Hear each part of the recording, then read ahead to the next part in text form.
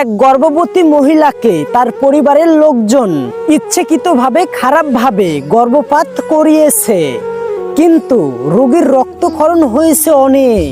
সকাল থেকে শুরু করে রাত 9টা পর্যন্ত রক্তক্ষরণের কারণে রোগীর গা হাত সাদা হয়ে গিয়েছে। রাত 9টায় রোগীকে হাসপাতালে নিয়ে এনেছে। রোগীর অবস্থা খুবই খারাপ। অপারেশন থিয়েটারে নিয়ে অপারেশনের মাধ্যমে রক্তক্ষরণ বন্ধ করতে হবে।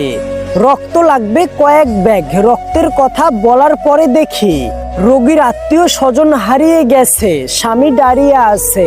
রক্ত জোগাড় করতে বললাম, সে বলল কোনোভাবেই সম্ভব না, অনেক ঝাড়ি দিয়েও কাজ হলো না। কি ভাবছেন রক্তের অভাবে রোগী মারা গেছে?